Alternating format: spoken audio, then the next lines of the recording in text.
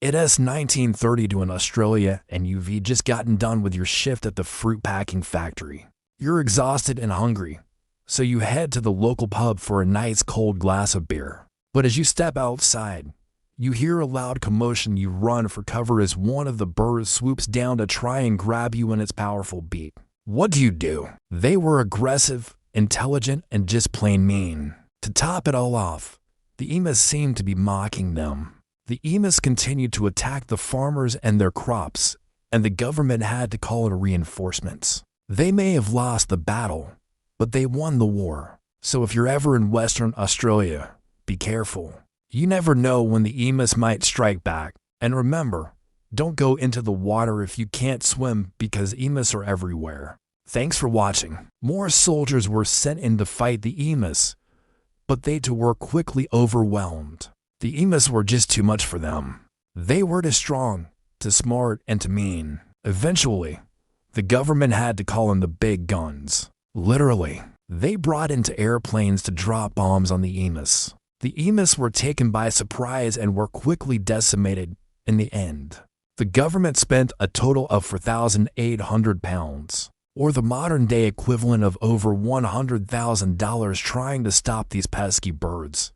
They destroyed over 100 acres of crops and killed an estimated 10,000 Emus. Whenever a soldier took a shot, the Emus would just laugh at him. The soldiers were losing hope.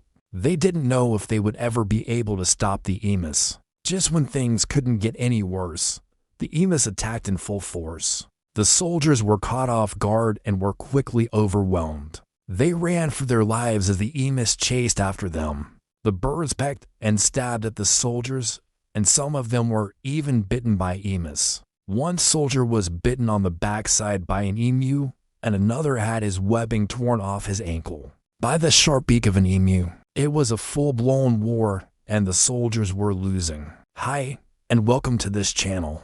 Today we're going to be exploring the bizarre true story of the Great Emu War. The year is 1932, and the place is Western Australia. They wanted the military to come and shoot the Emus, but the army was hesitant. They knew that the Emus were powerful birds, able to run up to 30 miles per hour and kick a human with their strong legs so hard that it could break a man's ankle. Not to mention they had seen what the Emus could do to the farmers' crops. If they focused their attention on the soldiers, they could easily be overwhelmed.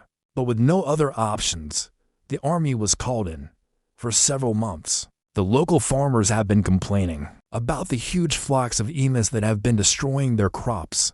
The Emus were eating their way through the wheat fields, and nothing they did seemed to stop them. The farmers tried scaring them away by throwing stones and bottles, but the birds just kept coming back for more. They tried shooting them, but the Emus were fast and the bullets couldn't stop their advance. To make matters worse, the Emus seemed to be getting bolder and more aggressive by the day.